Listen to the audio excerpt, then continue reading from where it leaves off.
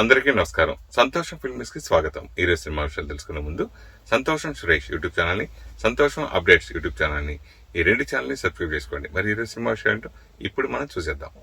Dress కట్సీ by KLM fashion mall. కొన్ని నెలలుగా టాలీవుడ్ ఎదురు చూస్తున్న విక్టరీ వచ్చేసింది మిరాయి రూపంలో. ఆ దర్శకుడు కార్తీక్ ఘట్టమనేని గారు.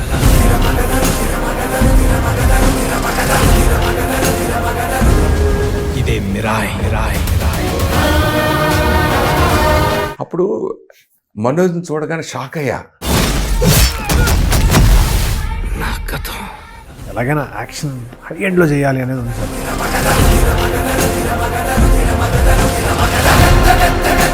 విజువల్ ఎఫెక్ట్స్, ఫోటోగ్రఫీ ఈజ్ నాకు it's like meditation for me. Chiranjeevi గారి బాబీ సినిమా కూడా మీరు ఫోటోగ్రఫీ చేస్తున్నారని న్యూస్ వచ్చింది.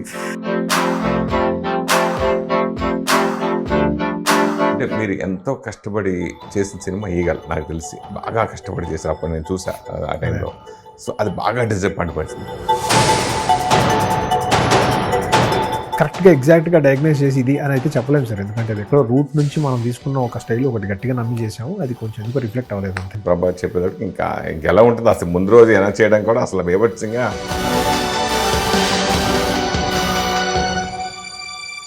ఎక్కడో ఒక పెద్ద మనిషి, ఒక స్టార్ వచ్చి కథ స్టార్ట్ చేస్తే అది చాలా పెద్దది అనేది బిలీవ్ చేయడానికి హెల్ప్ అవుతుందని నమ్మకం. రాక్షసత్వం కాకుండా దైవత్వం కూడా వినాశం చేస్తుందని చెప్పించడం అనేది కొంచెం అది విమర్శగా మీకు అనిపించలేదా రాసుకున్నప్పుడు? ఐ డోంట్ థింక్ ఇంకో బ్యానర్ నన్ను ఇలా బిలీవ్ చేస్తుందా అంటే ఐ డోంట్ నో.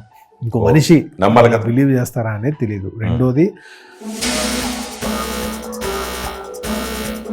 చాలా కొత్త రకాలుగానో లేదా ఇంకా పవర్ఫుల్ వేస్లోనో యూజ్ చేసి ఉంటారు అనేది మైథాలజీలో మన ఓల్డ్ హిస్టరీలో ఉంటుంది అని ఒక బిలీఫ్.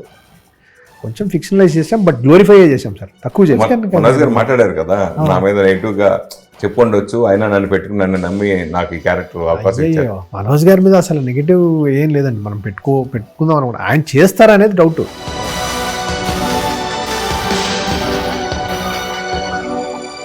అంటే దర్శకుల్లో అవగాహన లేకపోవడం వల్ల ఎక్కువ cost of production plus wastage ఎక్కువ జరుగుతుంది అనేది ఈ మధ్య బాగా ఎక్కువ వినిపిస్తూ ఉంది. ఎస్పెషల్లీ ఈ సినిమాలో కూడా 2 పార్ట్లు మీరు షూట్ చేసి మన రీజనింగ్ చెప్తాం. ఇది నేను ఎందుకు పెడుతున్నాను దానికి, నేను ఇలా అనుకుంటున్నాను బ్రదర్ బాగానే ఉంటుందేమో అని. బట్ రెండోసారి డైరెక్టర్ అన్నాక ఇంకా నో డిస్కషన్, తీసేసి వేరే పెట్టేయడమే.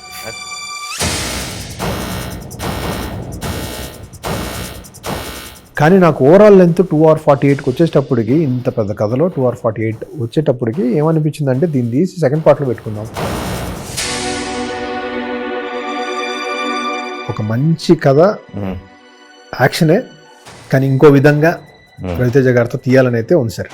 ఓకే, ఆయన బ్లాక్ బస్టర్ ఇవ్వాలి ఆయన.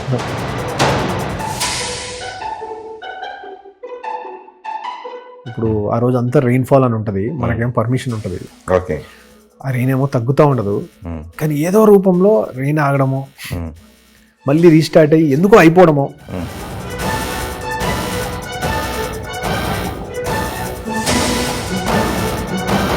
చిరంజీవి గారి దగ్గర నుంచి ఒక మెసేజ్ వచ్చింది సార్. విశ్వ గారు చూపించారు.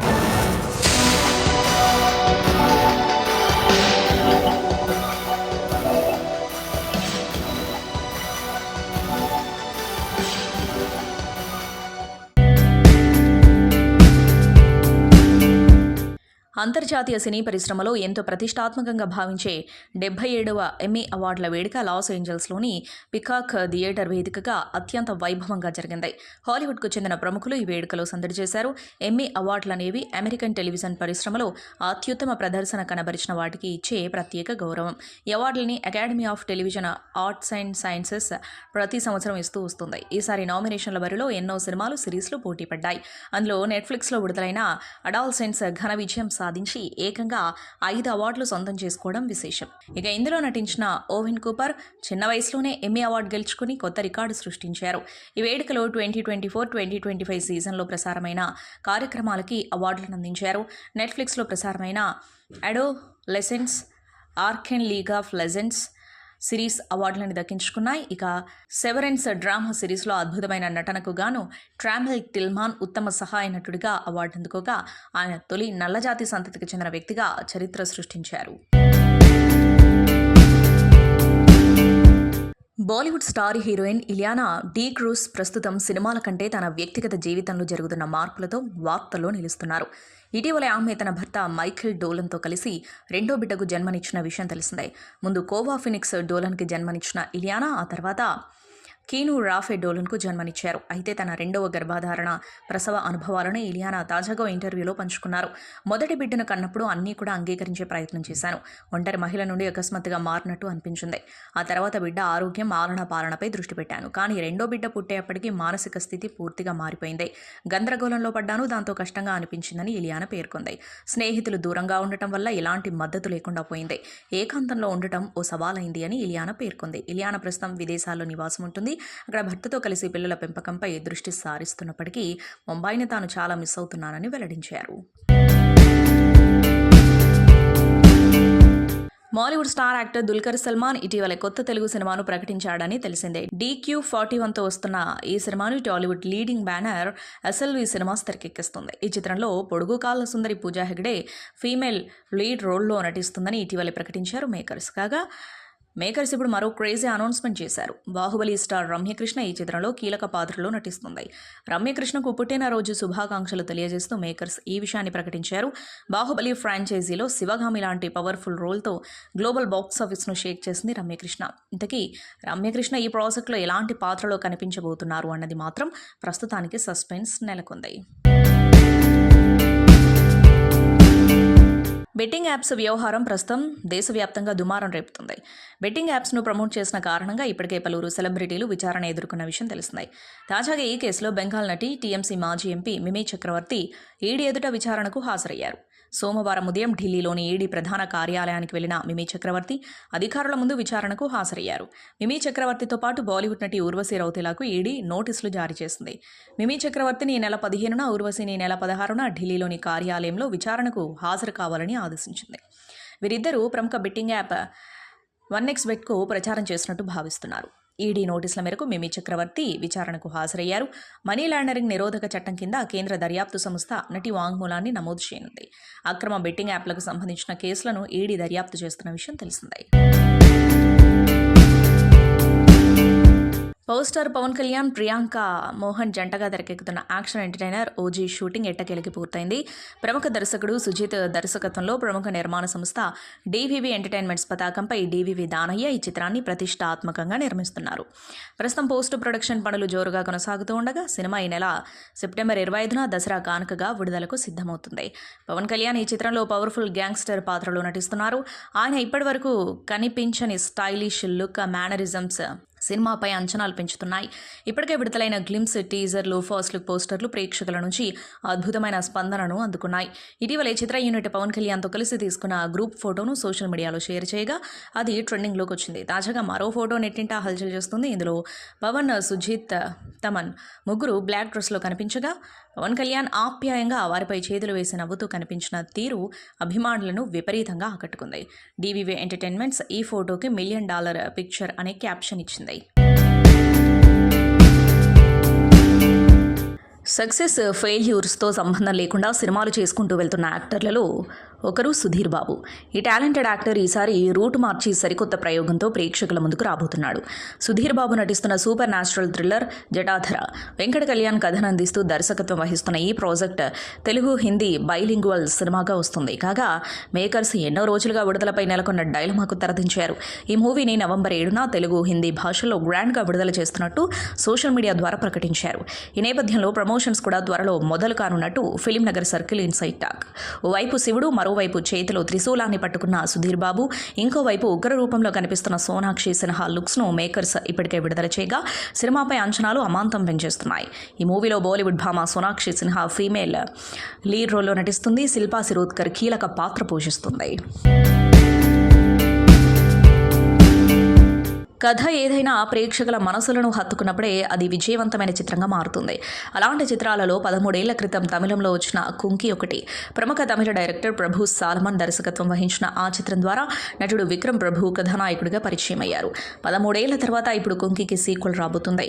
ప్రభు సాల్మన్ దర్శకత్వంలో రాబోతున్న ఈ చిత్రాన్ని పెన్ స్టూడియోస్ పతాకంపై జయంతిలాల్ గడ సమర్పణలో ధవల్ గడ నిర్మిస్తున్నారు. పార్ట్ 1తో విక్రమ్ ప్రభును హీరోగా పరిచయం చేసిన ప్రభు సాల్మన్ ఇప్పుడు పార్ట్ 2తో మధ్యలగన్ అనే కొత్త యువకుడిని కథానాయకుడిగా పరిచయం చేస్తున్నారు. మధ్య లుక్స్ సినిమాకు పర్ఫెక్ట్గా సరిపోవడం, అతడి నటన కూడా అద్భుతంగా ఉండడం వల్లే ప్రభు సాల్మన్ హీరోగా ఎంచుకున్నారు. నటుడు అర్జున్ దాస్ ఈ చిత్రంలో కీలక పాత్రను పోషించారు. నటి శ్రీతారావు, ఆండ్రూస్, ఆకాష్, హ్యారిష్ పేరడి, శ్రీనాథ్ తదితరులు ముఖ్య పాత్రలు పోషించిన ఈ చిత్రానికి నివాస్ కే ప్రసన్న సంగీతాన్ని అందించారు. పార్ట్ 1కు సినిమాటోగ్రఫీ అందించిన సుకుమార్ కుంకి 2కి కూడా ఛాయాగ్రహణం అందించారు. ఇక నిర్మాణ కార్యక్రమాలు పూర్తి చేసుకున్న కుంకి 2 త్వరలో తెరపైకి రావడానికి సిద్ధమవుతుంది. ఈ సందర్భంగా చిత్ర యూనిట్ మాట్లాడుతూ ఒక పిల్లాడికి గున్న ఏనుగుకు మధ్య అనుబంధమే ఈ చిత్ర కథ అని పేర్కొంది.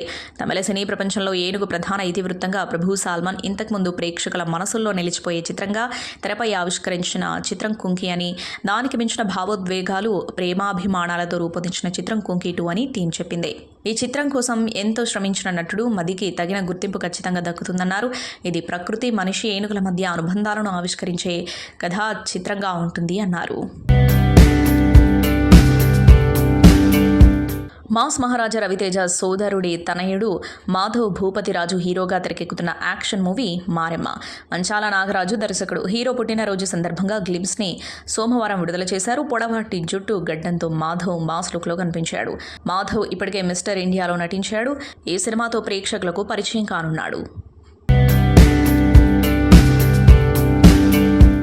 గేమ్ చేంజర్ సినిమాతో ఏడాది పెద్దగా ఆకట్టుకోలేని రామ్ చరణ్ ఇప్పుడు తన నెక్స్ట్ సినిమాతో మళ్ళీ మాస్ను ఉర్రూతలు ఊగించేందుకు రెడీ అవుతున్నారు. ప్రస్తుతం చరణ్ ఉప్పెన ఫేమ్ బుచ్చిబాబు సానా దర్శకత్వంలో రూపొందుతున్న పెద్ద సినిమాలో నటిస్తున్నారు. ఇదొక విలేజ్ స్పోర్ట్స్ రివెంజ్ డ్రామాగా రూపొందుతుంది. భారీ బడ్జెట్తో తెరకెక్కుతున్న ఈ సినిమాను సతీష్ కిలారు వృద్ధి సినిమాస్ బ్యానర్పై మైత్రి మూవీ మేకర్స్ సుకుమార్ రైటింగ్స్ సమర్పణలో నిర్మిస్తున్నారు. ఈ చిత్రం షూటింగ్ ప్రస్తుతం హైదరాబాద్ పరిసర ప్రాంతాల్లో శరవేగంగా జరుగుతోంది. రామోజీ ఫిల్మ్ సిటీలో వేసిన భారీ సెట్స్లో కీలక సన్నివేశాలను చిత్రీకరించారు. ఇక కర్ణాటకలోని మైసూరు ప్రాంతంలో 1000 మందికి పైగా డాన్సర్లతో షూట్ చేశారు. జానీ మాస్టర్ కొరియోగ్రఫీలో తెరకెక్కిన ఈ పాట సినిమాకే హైలైట్ కానుందని మేకర్స్ చెబుతున్నారు.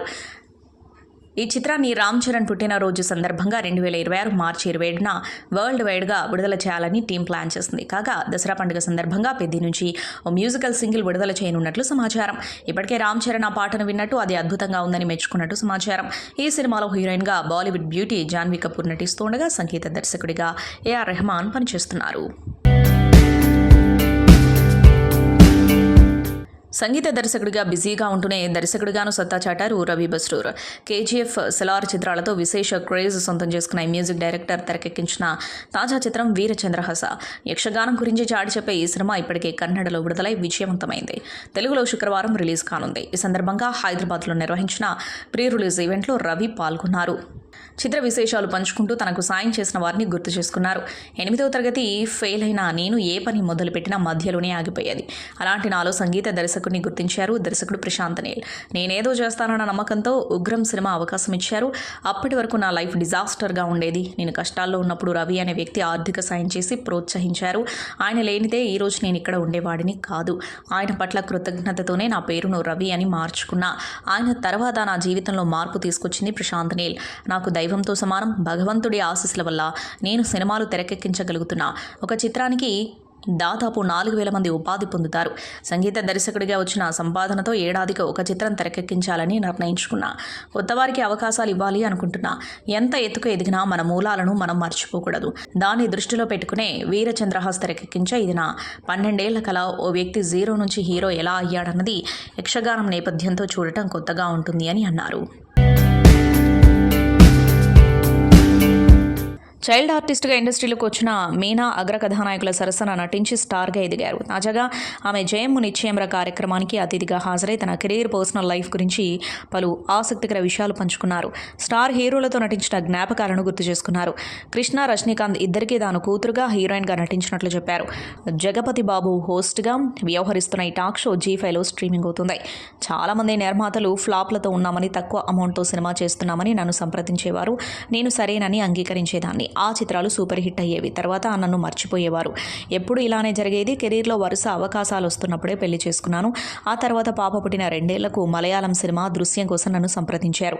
పాపను వదిలి వెళ్ళలేక తిరస్కరించాను. వాళ్ళు రిక్వెస్ట్ చేశారు. కథ రాసేటప్పుడు నన్ను దృష్టిలో పెట్టుకున్నట్లు తెలిపారు. వేరే వారితో సినిమా చేయలేమన్నారు. దీంతో అంగీకరించాను. మీరు నాకెప్పుడు పోటీనే, మీ పక్కన నేను వస్తుంటే నన్నెవరూ చూసేవారు కాదు, అందరూ మిమ్మల్ని చూసేవారు అంటూ మీనా సరదా సంగతులు పంచుకున్నారు. దివంగత నటి సౌందర్యతో తన అనుబంధాన్ని పంచుకుని మీనా ఎమోషనల్ అయ్యారు. ఆ రోజు ఎన్నికల ప్రచారానికి సౌందర్యతో పాటు తాను వెళ్లాల్సి ఉందని, కాకపోతే షూటింగ్ కారణంగా కుదరక వెళ్ళలేదన్నారు. ఇక తాను భర్తను కోల్పోయినప్పుడు సోషల్ మీడియాలో తనపై వచ్చిన న్యూస్పై మీనా అసహనం వ్యక్తం చేశారు. నా భర్త చనిపోయిన వారం తర్వాత నేను 2వ పెళ్లి చేసుకుంటున్నట్లు రాశారు. వాళ్లకు కుటుంబాలుండవా, ఇలా రాస్తున్నారు అని చాలా బాధపడ్డాను. ఆ తర్వాత ఎవరు విడాకులు తీసుకున్నా నాతో పెళ్లి అని రాసేవారు. అలాంటి వార్తల వల్ల నాకు అసహ్యం వేసేది అని తెలిపారు. రోజురోజుకు సైబర్ నేరాలు పెరిగిపోతున్నాయి. సామాన్యులే కాదు, సెలబ్రిటీలను సైబర్ కేటగాళ్లు మాయలో పడిస్తున్నారు. కన్నడ ప్రముఖ నటుడు ఉపేంద్ర దంపతులకు ఇదే పరిస్థితి ఎదురైంది. తన భార్య ప్రియాంక ఆర్డర్ చేసిన వస్తువుకు సంబంధించి సోమవారం ఉదయం ఒకరు కాల్ చేశారని, కొన్ని హ్యాష్ ట్యాగ్స్ నెంబర్లు ఎంటర్ చేస్తే డెలివరీ అవుతుందని చెప్పాడని, ఆ తర్వాత తన ఫోన్ కూడా హ్యాక్ అయిందని, డబ్బు కోరుతూ తమ ఫోన్ నెంబర్లు, సోషల్ మీడియా ఖాతాల నుంచి మెసేజ్లు వస్తే స్పందించొద్దన్నారు. తమ నంబర్ల నుంచి ఎవరైనా ఫోన్ చేసి మనీ అడిగితే పంపొద్దని విజ్ఞప్తి చేశారు. ఈ ఘటనపై పోలీసులకు ఫిర్యాదు చేస్తామన్నారు. సైబర్ నేరాల పట్ల అప్రమత్తంగా ఉండాలని ఈ సందర్భంగా అభిమానులకు సూచించారు. ఎక్స్ వేదికగా ఉపేంద్ర వీడియో పోస్ట్ చేశారు. 2000వ సంవత్సరంలో మిస్ వరల్డ్ కిరీటాన్ని సొంతం చేసుకున్న అనంతరం నటి ప్రియాంక చోప్రా ఇండస్ట్రీకి వచ్చి స్టార్గా ఎదిగారు. తాజాగా ఆమె ఇంటర్వ్యూలో మాట్లాడుతూ తాను సొంత నిర్మాణ సంస్థను ప్రారంభించడానికి గల కారణాన్ని వెల్లడించారు. 2015లో తాను పర్పుల్ పెబుల్ పిక్చర్స్ను స్థాపించడానికి బాలీవుడ్ పరిస్థితులే కారణమన్నారు. 2000వ సంవత్సరం మిస్ వరల్డ్ కిరీటం గెలుచుకున్న తర్వాత ఇండస్ట్రీలో ఆఫర్లు వచ్చాయి. హిందీ, తమిళ సినిమాల్లో నటించడం మొదలుపెట్టా. ఆ తర్వాత 2 ఏళ్లకు బాలీవుడ్ పరిస్థితులు అర్థమయ్యాయి. సినీ నేపథ్యం లేకుండా ఇండస్ట్రీకి వచ్చిన వారిని ఎంత చులకనగా చూస్తారో తెలుసుకున్నాను. తరతరాలుగా ఇండస్ట్రీలో కొనసాగుతున్న వారు స్టార్లుగా ఉన్నారు. అలాంటప్పుడు బయట నుంచి వచ్చిన వారు పరిశ్రమలో కొనసాగడం అంత సులభం కాదు. కానీ నేను ఎంతో కష్టపడి ఆఫర్లు అందుకుని సక్సెస్ అయ్యాను. ఏదైనా పట్టుదలతో ప్రయత్నించడం నా అలవాటు. నేను ఇబ్బంది పడినట్లు ఎవరూ పడకూడదనే ఉద్దేశంతో సినీ నేపథ్యం లేకుండా కొత్తగా ఇండస్ట్రీకి వచ్చే వారిని ప్రోత్సహించడానికే నిర్మాణ సంస్థను స్థాపించాను అని ప్రియాంక తెలిపారు. జాన్వీ కపూర్, వరుణ్ ధావన్ జంటగా రానున్న చిత్రం సన్నీ సంస్కారికి తులసి కుమారి. ఓ యువ జోడీ ప్రేమ ప్రయాణం నేపథ్యంలో శశాంక్ ఖైతాన్ దర్శకత్వంలో ఇది ముస్తాబవుతుంది. దసరా కానుకగా అక్టోబర్ 2న ఈ సినిమా ప్రేక్షకుల ముందుకు రానుంది. ఈ నేపథ్యంలో తాజాగా చిత్ర బృందం ట్రైలర్ను విడుదల చేసింది. హీరో బాహుబలి స్టైల్లో ప్రపోజ్ చేయడం, జాన్వీ తన కుటుంబ నేపథ్యం చెప్పడం లాంటి అంశాలు ఆకట్టుకుంటున్నాయి. సంతోషం సురేష్ యూట్యూబ్ ఛానల్ ద్వారా ఎక్స్క్లూజివ్ ఇంటర్వ్యూని, ఎక్స్క్లూజివ్ లైవ్ షోస్ని, ఎప్పటికప్పుడు కొత్త విశేషాలను మీకు అందించడం జరుగుతుంది. మీ మొబైల్ యూట్యూబ్కి వెళ్ళి సంతోషం సురేష్ అని టైప్ చేయండి. అలాగే సంతోషం అప్డేట్స్ అని టైప్ చేయండి. ఈ 2 ఛానల్ని సబ్స్క్రైబ్ చేసుకోండి. ఎప్పుడు అప్పుడే చూసేయండి. Thank you. Dress కట్సీ by KLM fashion mall.